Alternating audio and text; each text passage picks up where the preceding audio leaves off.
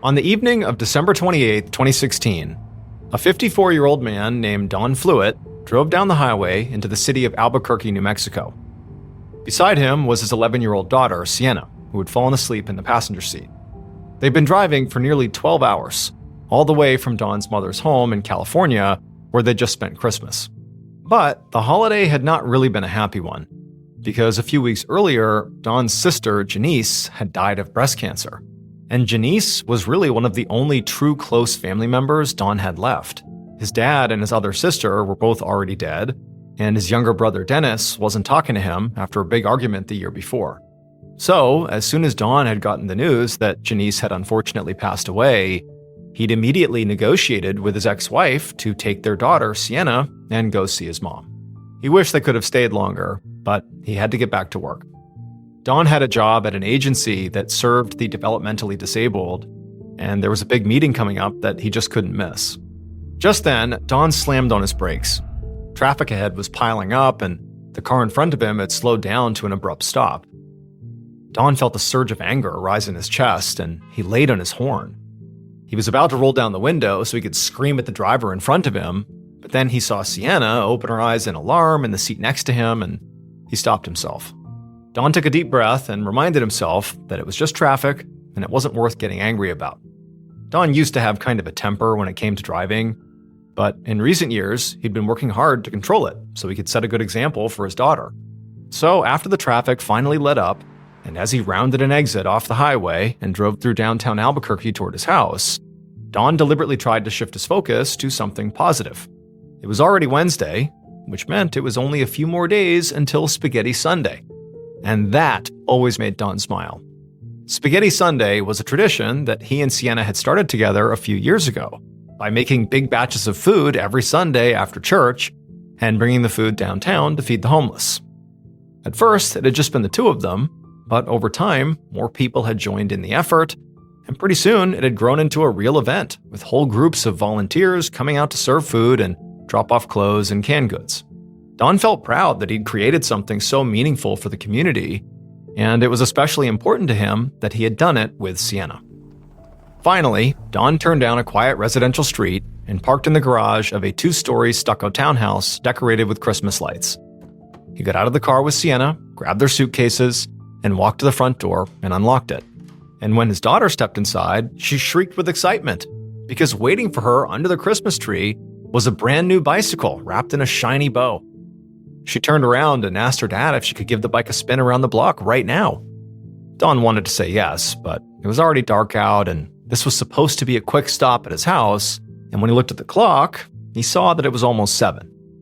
He'd already had Sienna for most of December, including the whole holiday, and he had to get her back to her mother's house soon. Don and his ex-wife, Christine White, had a pretty civil relationship, but he knew she would be annoyed if he asked for more time. So Don told Sienna the bike would have to wait, but for now, just go grab whatever she needed from her room, and then they would leave. As Sienna ran off, Don noticed something strange. He hadn't seen his golden retriever, Buddy, who usually rushed out to greet him whenever he came home. So Don walked through the living room and down the hall, calling out Buddy's name, and finally found the dog cowering in the bedroom. Don extended his hand, and Buddy skittishly came forward to sniff it. And Don was a little unnerved by this. Buddy usually did not act scared of him, but then again, Don didn't usually leave for weeks at a time either, so he just told himself that, maybe this was just separation anxiety. So he gave Buddy a pat on the head, filled his bowl with kibble, and then grabbed his keys for the short drive to his ex-wife Christine's house. Don drove to Christine's very slowly, trying to enjoy every last bit of his time with Sienna. Don treasured the time he had with his daughter, because the mistakes he'd made when he was younger had almost gotten her taken away from him. These days, Don lived a squeaky clean life and went to church every Sunday, but it was not always that way. He had partied a lot when he was younger, and when Sienna was a toddler, he'd gotten fired from his dream job as a firefighter for failing a drug test. And then after he'd lost his job, his then wife, Christine, had to shoulder most of the family's bills, and after a few months, the strain on the marriage was just too much. Christine filed for divorce, which was crushing for Don, but even worse was the possibility of losing Sienna. Don actually already had 2 kids from a previous marriage. And after that divorce, his first wife had gotten sole custody of those kids and moved them all to Oklahoma. So Don had barely seen them for most of their childhoods. He was determined not to make that same mistake with Sienna. So he'd gone to court to fight Christine and her new husband, Terry White, for shared custody. The court battle had gotten a little contentious, but it was worth it, and Don made the most of every moment he got to spend with Sienna. He'd braid her hair before school and make costumes for her school plays, and on the nights when she was at her mom's house, he always called her before bed to say goodnight. Now, Don pulled into Christine and Terry's driveway, and Christine came outside and stood by the front door with her arms crossed. She motioned to her watch, clearly annoyed that Don was late. Don got out of the car and sort of apologized and told her it had been a really long drive from California, and they'd only stopped a few times for gas and bathroom breaks, and they'd hit some traffic. That was why they were late. Christine sighed and said it was okay. She asked about the trip, and Don told her it went well. They had a great Christmas despite the, sadness over his sister's death, and it had been very meaningful just to be together. Before Sienna ran inside the house, Don pulled her in for a big hug and kiss, and then he promised to call her before bed as usual. And when he saw her again that weekend, they'd have plenty of time to test drive that new bike. When Don pulled back into his garage 10 minutes later, he noticed that the trash can at the end of his driveway was lying overturned on its side. So he parked his truck, walked down to the curb, and flipped it upright. Then he walked back up the driveway, pressed a button to close the garage door, and unlocked the door to his townhouse.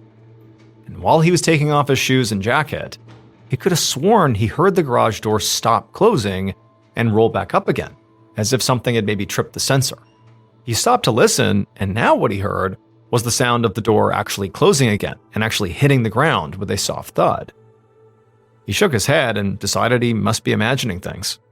Don dragged his suitcase into the bedroom and began to unpack. All he wanted to do was just relax and not really think about anything.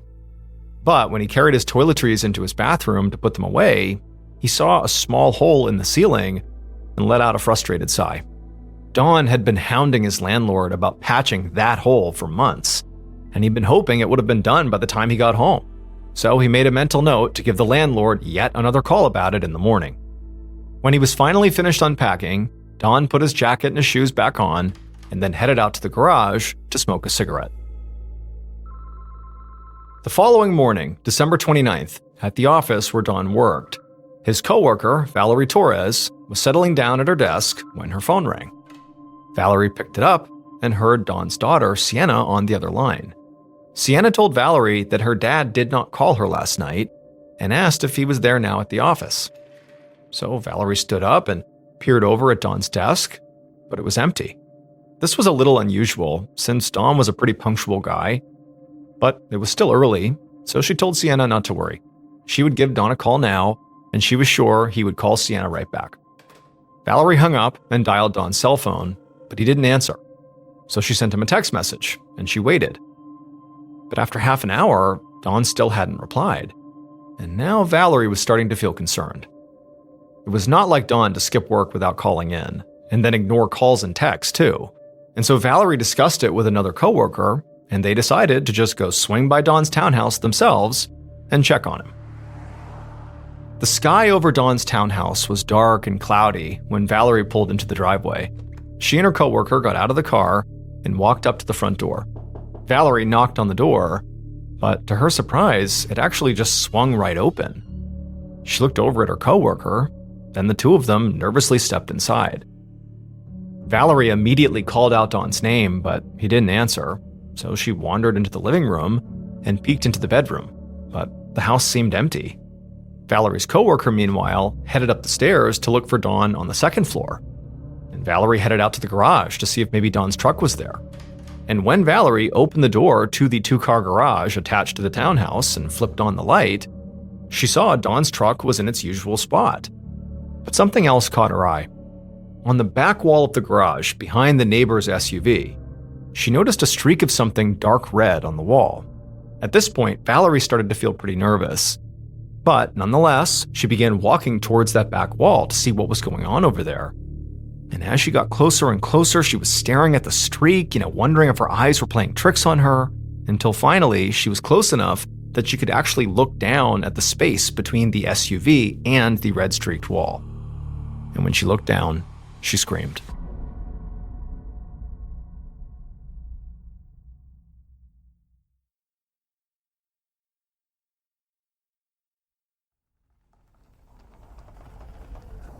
A little before noon on that same day, Albuquerque police detective Matthew Kaplan pulled up in front of a 2-story stucco townhouse secured with yellow crime scene tape and swarming with police officers. 2 women wearing business clothes were sitting on the curb, and both of their faces were stained with tears and smeared makeup. All Detective Kaplan knew was that a man had been found dead in a garage attached to this townhouse, and now he, Detective Kaplan, was heading up the investigation. So he got out of his car and walked up to the open front door, and a policeman standing in the entryway filled him in on a few more details. The victim had been identified as Dawn Fluitt. The 2 women outside were his coworkers, who had come here to check on him when he hadn't shown up for work that morning. There were no signs of forced entry, and the women said the front door was open when they arrived. Kaplan stepped inside the townhouse into the living room, and right away he saw a brand new bicycle sitting under a Christmas tree. Then he did a slow loop through the first and second floors and noted there was a cell phone on the couch and a wallet on the kitchen counter. It didn't really look like anything had been rifled through. The drawers in the house were not hanging open, and the house generally was neat and orderly. And so on first glance, this did not appear to Kaplan like a robbery. Back on the first floor, Kaplan headed into the garage, where crime scene techs were busy photographing the scene and collecting forensic samples. Kaplan knelt down next to Dawn's body, which was laying face up between an SUV and the back wall. Dawn's throat was cut with a gaping wound that ran from one side of his neck to the other, and there were smaller cuts and scrapes near his eye, his ear, and on his hand, as if he had tried to fight back. There were also signs of blunt force trauma, as if he had been hit by an object like a baseball bat or maybe just a fist. And when Kaplan looked closely, he saw burst capillaries on Dawn's eyes and eyelids, which he knew were commonly a sign of strangulation. This killing was unusually violent and gruesome, which Kaplan knew meant this was likely personal. Kaplan stood up to examine the blood that was spattered on the walls and refrigerator above Dawn's body, and the bloody handprints on the side of Dawn's truck. There was no blood on the floor around Dawn. However, it sort of appeared like somebody had recently mopped and maybe tried to clean up the blood afterwards. That's when Kaplan noticed an empty bottle of bleach on top of the washer nearby. So he walked over, he opened up the washer, and sure enough, he found piles of wet towels inside that actually still smelled like bleach. Just then, a crime scene tech came over carrying luminol spray, which is a chemical used by law enforcement to detect blood. And so Kaplan stepped back so he could spray the area, and then Kaplan followed him around as he made his way through the house. The luminol spray did pick up traces of blood on the kitchen floor and the sink too, and Kaplan figured the suspect had tried to clean up the crime scene in the garage and then wash their hands or the murder weapon in the kitchen before leaving. But it is much harder to scrub a murder scene than people realize, and so as Kaplan left the house, he was feeling fairly hopeful that the crime scene techs would eventually recover some of the killer's DNA. Kaplan stepped through the front door just as a car pulled up and parked at the end of the driveway. A man got out of the car and pushed past the crime scene tape, and immediately Kaplan put his hands up to stop him. This man looked totally flustered, and he introduced himself as Benny Ruiz, the landlord, and asked what the police were doing on his property. When Kaplan told Benny that his tenant, Dawn Fluitt, had been murdered, Benny gasped, then started talking a mile a minute. He said Dawn was a devoted father and a religious man who would open up his home to anyone and that nobody would want to kill him. But then Benny paused and made a face like something was just occurring to him, and he said that actually there was one lead he could think of. He told Kaplan that Dawn did charity work with the homeless, and he said it was possible that somebody from the street could have maybe broken into Dawn's house and killed him. After Kaplan finished talking to Benny, he sent him on his way, and then he just stood on Dawn's driveway, thinking about what Benny had said. Based on the extreme violence of the murder, and the fact that nothing appeared to be stolen, he doubted very much that this had just been a break-in by a random homeless person. He thought it was much more likely that Dawn's killer was someone Dawn knew, and maybe even someone who had a key, based on the fact that there was no evidence of forced entry. And since Don was a big and muscular guy, and it was clear he had fought back with his attacker, Kaplan figured he was probably looking for a strong, potentially big male suspect. The question was, who would want to kill Don Fluid? From what the landlord and the two coworkers who had called 911 had said, Don seemed to be a really stand-up guy. If he had any dark secrets, they were very well hidden. The next day, December 30th, Detective Kaplan went to the house of Don's ex-wife, Christine White, and her husband, Terry White. Kaplan had spoken to Christine the day before just to break the news about her ex-husband's death, and also to see what she might know about the murder. Christine hadn't had any ideas about who would have wanted to hurt Don, but she'd mentioned that he used to have a problem with road rage, and he had just finished a 12-hour drive, so maybe he had gotten into it with another driver, and maybe they had followed him home. But she also said their daughter had been with him, and she didn't mention anything about that. The only other thing Christine could think of was that Don had actually told her that his dog was acting skittish when he had gotten back from that road trip. Kaplan had quickly ruled out Christine as a suspect because she had an airtight alibi. Don had dropped Sienna off at Christine's around 7:45 the night he was killed, and then she and Sienna had spent the rest of the night together. Her road rage idea seemed as unlikely as the landlord's theory that a random homeless person had broken in. And the information about the dog was interesting, but not particularly helpful in identifying a suspect. But now Kaplan was back at Christine's house because he still needed to speak to her husband, Terry, who had been out of town last night for work since he was a truck driver and often worked long shifts at odd hours. But as the husband of Don's ex-wife, he was a natural suspect.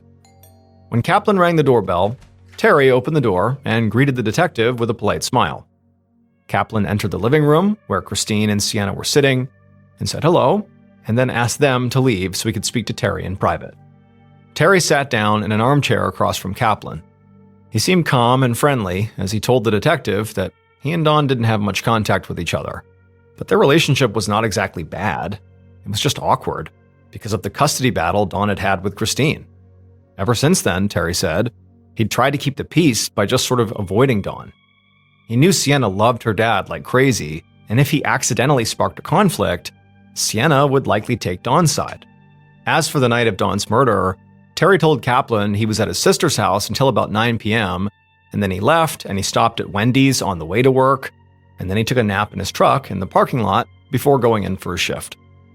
After Kaplan left and went back to the station, he immediately called Terry's sister and also Terry's boss, and they both confirmed Terry's whereabouts, which meant that Terry's alibi was solid, and Kaplan was back to square one on suspects.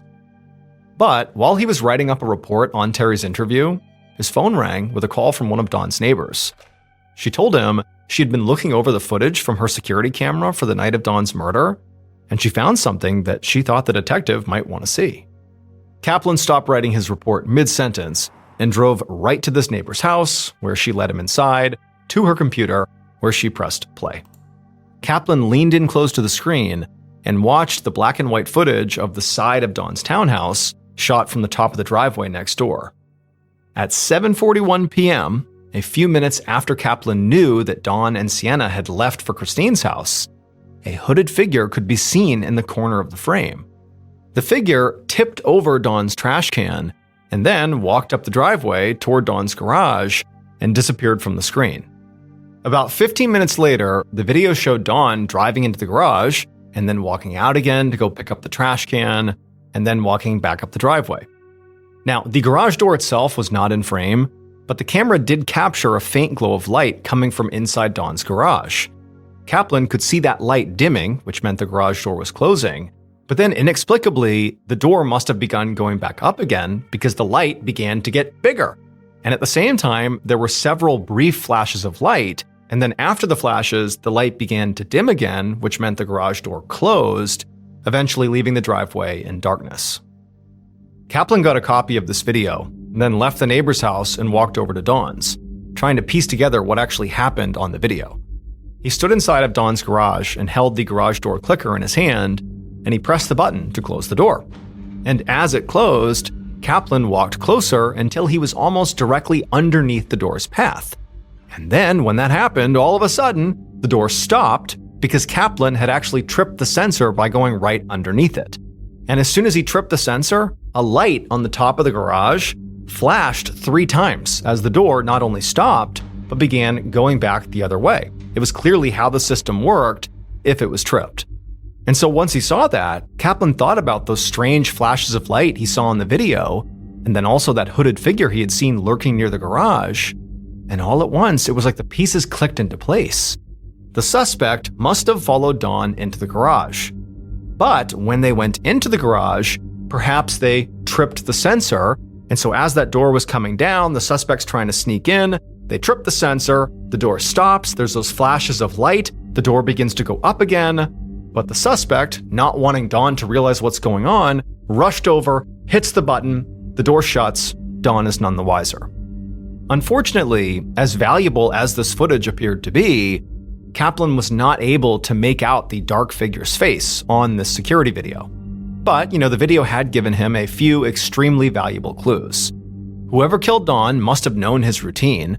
They also must have known when he would leave to take Sienna to her mother's house, and when he would likely come back home. And they also must have known that Dawn was the type of person who, when he pulled into his driveway and saw that overturned trash can, that he wouldn't just let it sit there. He would deal with it that night. He would go down there and he would turn it upright. And when Dawn was doing that, that would give the killer an opportunity to sneak into the garage. And all of this meant that the suspect didn't just know Dawn. They had to have known him very well. Detective Kaplan spent weeks speaking to everyone who knew Dawn, from coworkers to friends to his entire family, including his first wife and the 2 kids he shared with her, Tiffany and Josh, who had gone to live in Oklahoma with their mom after the divorce. When Kaplan reached the kids, who were now young adults, they said they had mostly stayed on good terms with their dad. However, they said that wasn't true of some of the other members of their family. They told Kaplan the person he should be investigating was Dawn's own brother, Dennis. They said that Dawn and Dennis had had a falling out about a year earlier, but somehow, after Dawn's death, Dennis had gotten the keys to Dawn's townhouse, and he'd been out there boxing things up and basically taking control over everything ever since. Now, Dennis was apparently telling the family that he was just trying to help, but Tiffany and Josh, they weren't sure they believed that.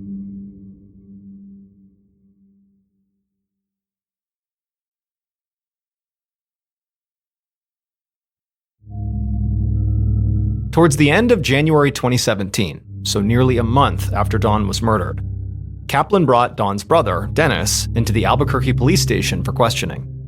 And seated across the interrogation table, Dennis seemed a little keyed up, but Kaplan couldn't tell whether he was nervous about the interview because he was guilty or irritated about it because he was innocent.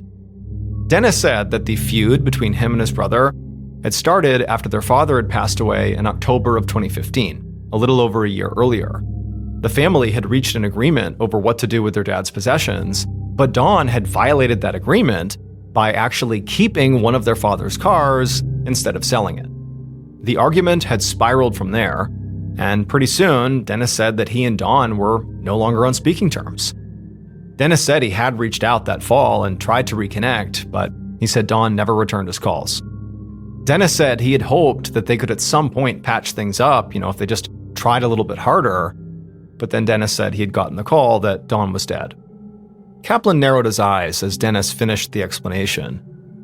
He didn't really buy the reconciliation story, and Dennis's only alibi was that he was home alone when his brother was killed. So Kaplan decided to push. He asked Dennis why he'd started rooting through Dawn's house the minute the crime scene was cleared. And at this, Dennis began to get pretty defensive. He insisted he only wanted to spare the rest of his family the pain of having to do that themselves. Besides, he said, his hard work settling Dawn's affairs had actually led him to a lead about the murder that he wanted Kaplan to look into. And that was that just a few days after the murder, he'd walked into Dawn's house and found the landlord, Benny Ruiz, standing inside with no good explanation for what he was doing there. Dennis said he had heard from Dawn's neighbors that Dawn and this landlord had been going back and forth over some hole that the landlord was supposed to repair but hadn't yet. And Dennis just thought it was extremely odd that Benny would just walk into a crime scene, even if he did technically own the place. Kaplan sat back in his chair, remembering Benny Ruiz coming to the house on the day Don's body was found. Benny had been very quick to suggest, without any evidence, that maybe a homeless person could have broken in and murdered Don. Maybe, Kaplan thought now, Benny had just been trying to deflect suspicion away from himself. The next day, Kaplan brought Benny Ruiz into the station for an interview. Like Don's brother Dennis, Benny did not have a solid alibi for the night Don was killed. But he could explain why Dennis had found him inside of Don's house on that day. He said he was only there to feed the dog, because nobody was looking after it during the first few days following Don's death. Benny then leaned across the table and told Kaplan that if there were one person he should be looking into, it was Dennis. Benny said that from the moment Dennis arrived, he'd been acting really weird. Benny said he owned another townhouse a few blocks away from Don's, and Dennis had apparently asked if he could rent it so he could move some of Don's stuff into it and set it up as a new home for Sienna. Benny had found this strange, and when he ran a background check on Dennis, he discovered he had a criminal record for assault and disorderly conduct, so he had told him no. Now, Kaplan already knew about the criminal record because he had run Dennis's name before bringing him in for questioning. But now, listening to this account from the landlord, he wondered why, after a year of estrangement, Dennis was suddenly so interested in his brother's life. But as the weeks passed, Kaplan just couldn't make a case against Dennis. In fact, he couldn't make a case against anybody. Neither Dennis nor Benny had alibis that could prove they weren't the killer, but there was also nothing that proved either of them were. The portrait of Don as a loving father and a man of faith who had reformed himself after some mistakes in his youth appeared to be completely accurate. Don's most recent ex-wife, Christine, had fought with Don, over custody, but that battle seemed to have cooled off, and both she and her new husband Terry had alibis. Don also didn't appear to have any girlfriends he could have been fighting with. And so there just didn't seem to be anybody who truly wanted Don dead. In February, so about 6 weeks after the murder, the local newspaper ran a front-page article saying the police had no suspects and no evidence. And when Kaplan read it, he had to admit that it was more or less the truth. The breakthrough that Kaplan desperately needed wouldn't come until March of 2017, so 12 weeks into the investigation. On that day, he got a call from the forensics lab, and they told him a key piece of evidence had just come in. And the person who had made this critical piece of evidence possible was Don Fluitt himself. Based on forensic evidence, interviews, and the police investigation, here's what police believe happened to Don Fluitt on the night of December 28, 2016.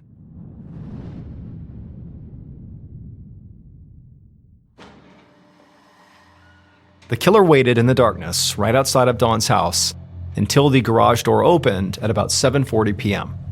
At that point, Don drove off with his daughter in the truck, and so the killer immediately darted forward and tipped over a garbage can, and then retreated back to the shadows to wait. The killer had been nursing a grudge against Don for a long time. It annoyed them that everyone thought Don was so great, because the killer knew that until just a few years earlier, Don had been this drug-abusing loser with 2 kids he didn't even care for, and another one who he deserved to lose in Sienna. But for some reason, nobody else saw Don for what he truly was. So the killer had bided their time for as long as they could stand it, but finally, they had had enough.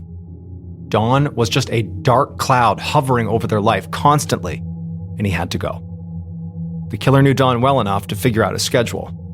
They knew he was due to drop his daughter off at her mother's that evening, and that he'd be coming home alone after that, and that before he went to bed, he would go into the garage to smoke a cigarette.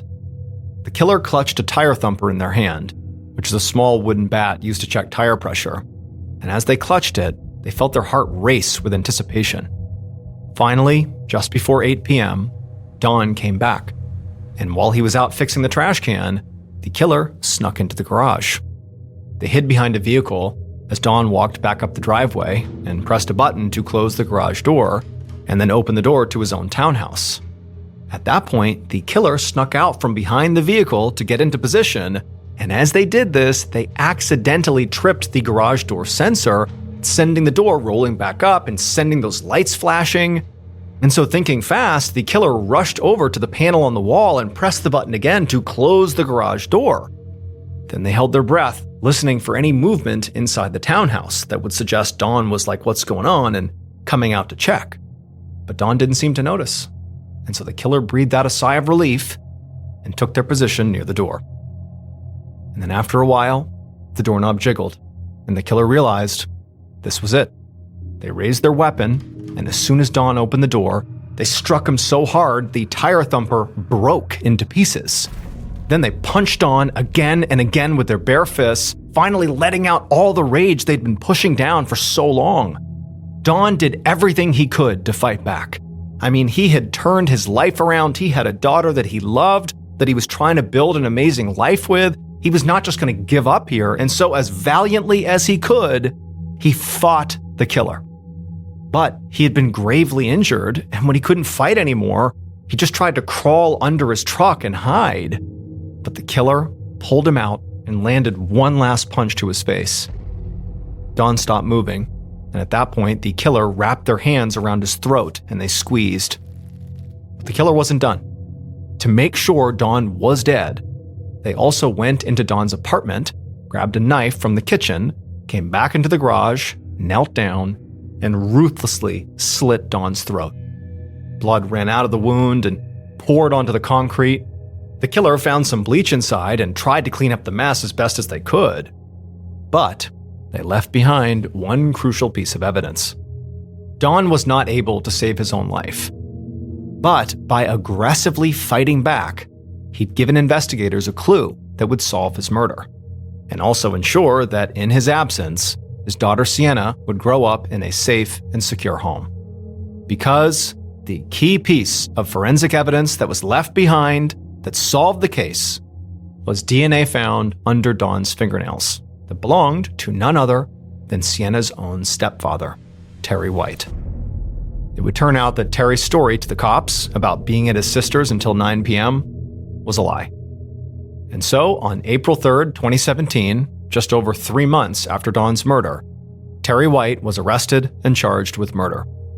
After his arrest, Terry cast blame on his wife, Christine, saying she was the one who put him up to it so they could have Sienna to themselves. And so Christine was also arrested and charged with murder, but the charges against her were dropped due to a lack of evidence. Terry, however, was convicted in August of 2018 of first-degree murder, aggravated burglary, and tampering with evidence. He was sentenced to life in prison plus 12 years.